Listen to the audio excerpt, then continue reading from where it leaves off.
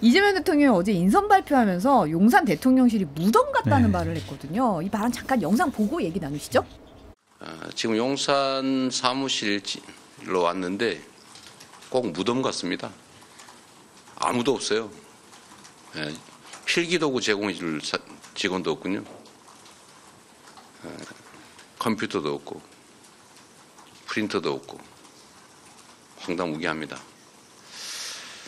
그래도 다행히 준비된 게 있어서 인선 발표를 하도록 하겠습니다. 보면은 이제 그 다음에 질의응답 시간에도 마치 소개작전 전쟁 지역 같아서 아무것도 없고 완전히 새로 해야 되는 상황이고 결제 시스템도 없어서 이거 손으로 지장을 찍어야 하나 했는데 인주도 없더라. 급한 대로 시행하시기 바란다 이런 말을 했고 강유정 대통령실 대변인도 현안 브리핑에서 물리적인 업무 불능 상태다. 업무 인수인계는커녕 사용 가능한 인터넷망, 종이 연필조차 없다고 전했습니다. 이거는 좀 인터넷망과 프린터 없다는 거 결제 시스템 이거 좀 너무 심한 것 같은데요? 정권이 바뀌면은요 항상 이제 새롭게 정권을 담당하는 쪽이 청와대라든지 아니면 대통령실 가면은 뭐 인터넷망도 없고 지금 뭐 아무런 자료도 없고 컴퓨터도 없고 그런 얘기를 다 하는데 이번에는 조금 더 심했던 모양입니다. 그래서 이게 불법 비상계엄을 통해서 탄핵당한 정권이잖아요. 그러면은 하나라도 좀 남겨두면 여러 가지 불법적인 부분들에 대해서 법적인 책임을 질 수 있다라고 생각을 해가지고 조금 더 완벽하게 여러 가지 증거를 좀 인멸해야 된다. 그래서 모든 거를 다 없애라. 그렇게 좀 얘기했던 것 같아요. 그래서 보통 입주 청소는 저기 그 새로 이사 가는 쪽에서 하는데 그냥 이사 퇴거하는 쪽에서 입주 청소까지 깨끗하게 해주고 간 것이 아니냐. 그래서 참 이 부분만큼은 좀 어떤 제도적인 개선이 있었으면 좋겠어요. 자꾸 정권이 바뀌면 이런 일이 반복되잖아요. 그래서 일반직 공무원들 같은 경우는 있어야 그래도 대통령실과 청와대가 어떻게 돌아가는 거 기본적으로 실무를 할 텐데 그분들까지도 뭐 없었으니까 신임 대통령이 일하기는 대단히 힘들었을 것 같다. 이것이 한 일주일 열흘 정도 가더라고요, 그냥. 근데 사실 이 대통령이 브리핑한 장소가 윤석열 전 대통령이 비상계엄 선포한 곳이에요. 그러고 보면 이 아무것도 남아있지 않다는 게 이제 다들 걱정이 증거인멸한 거 아니냐 이런 지적이 지금 나오고 있는 게 사실이거든요. 그렇죠. 증거인멸이 돼 있는 부분들은 나중에 또 법적인 판단을 받아야 되는 거고 물론 뭐 숨기고 싶겠죠. 인지상정상. 그래도 법에서 정해놓은 부분들 이거는 범죄 혐의가 있는 부분에 증거인멸이다. 그럼 거기에 대한 이제 나중에 법적인 판단을 받아서 단죄를 받아야 되는 부분도 있고 근데 저는 기본이 안 돼 있다는 생각이 들어요. 사실은 주요 공직자들 뭐 사실은 공무원들이 말단 공무원도 마찬가지고 국가를 위해서 일한다는 기본 개념이 있잖아요. 그럼 대통령이 특히 이 일을 할 수 있게 아무리 반대 진영에 있는 분 또 비판했고 선거운동 기간 강하게 뭐라고 했던 사람이 대통령이 되더라도 국정 운영이 잘 될 수 있게 도와줘야 되는 거는 전 정말 기본이라고 봐요. 여기서 우리의 잘못이나 뭐 이런 것들을 막 솔직히 저희가 우리가 이렇게 잘못했는데요. 보고서 여기 있습니다. 인지상정상 그럴 건 아니라고 해도 기본적인 컴퓨터나 시스템 업무를 할 수 있는 시설은 만들어 놔야죠. 그렇죠. 네.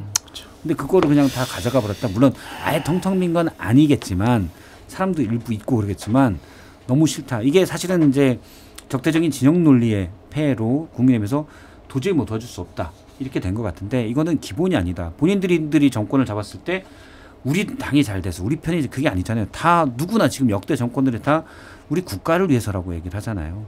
그러면 이 기본을 못 지켰다라고 하고 저는 이제 그 지난 정부에 대한 비판인 것이고 근데 그런 적대적인 이런 것들을 이재명 국민주권 정부라고 했는데 이제 국민주권 정부에서는 좀 더 누그러뜨리는 그런 것들이 좀 많이 있었으면 좋겠습니다.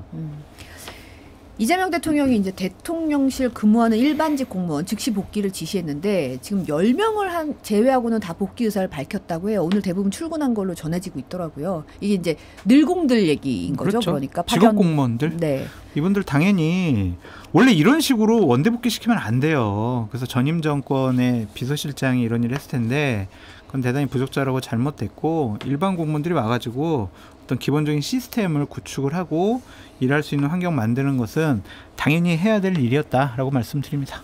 이 대통령이 지금 취임 첫날 대통령실 경내에 있는 안가에 머물렀다고 전해지고 있어요.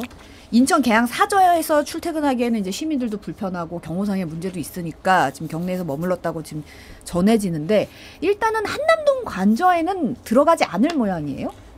저 같아도 들어가기 싫겠어요.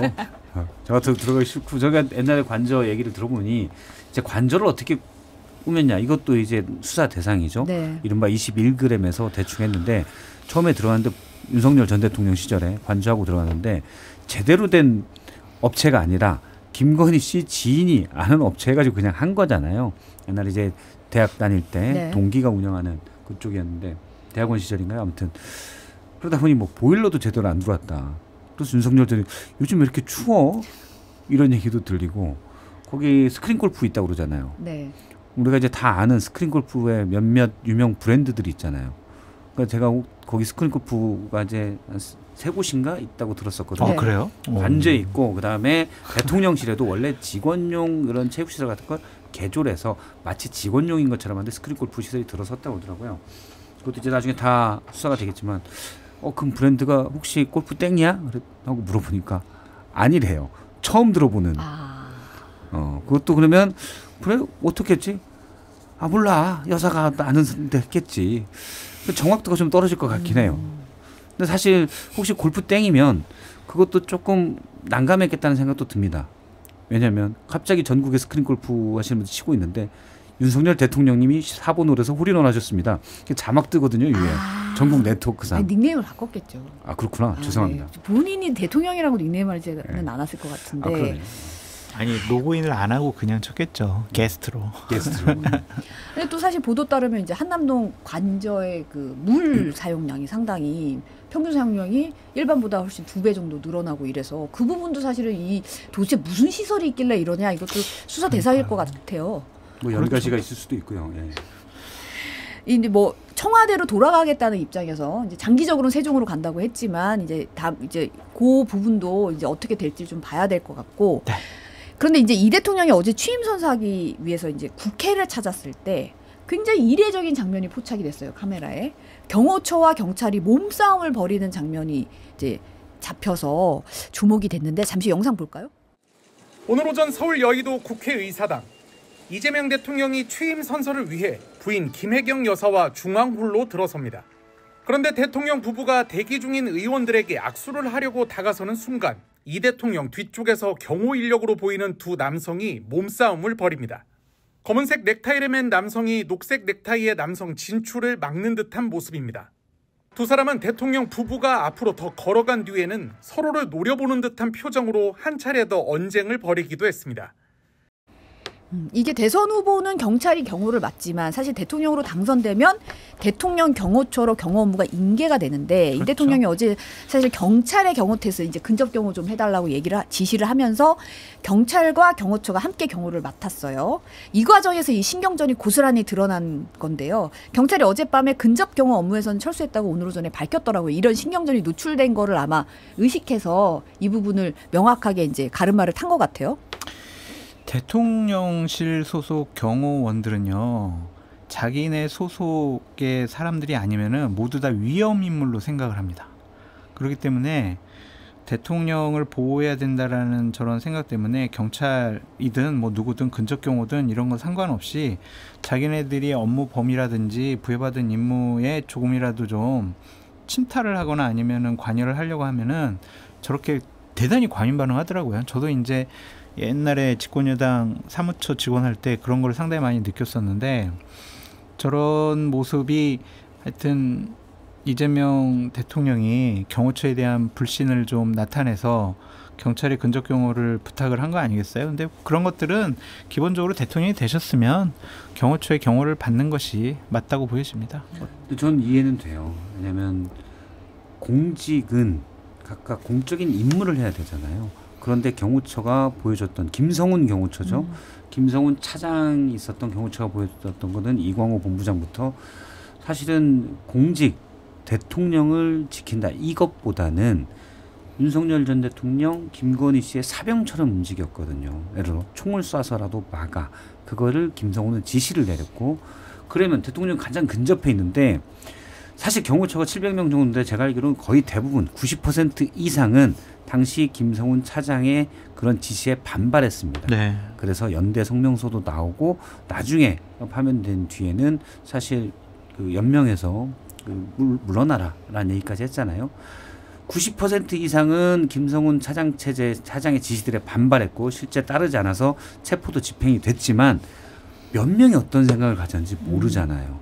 그러니까 저희가 알기로는 뭐 최소한 10여 명 정도는 있다고 들었었는데 김성훈 차장, 이광호 경호본부장 그리고 그들을 따르는 핵심 간부 몇과 또 핵심 그 경호 인력들 누가 누군지를 모르니까 가장 근접해서 어떤 짓을 할지 모르니까 그 우려가 있었던 것 같아요.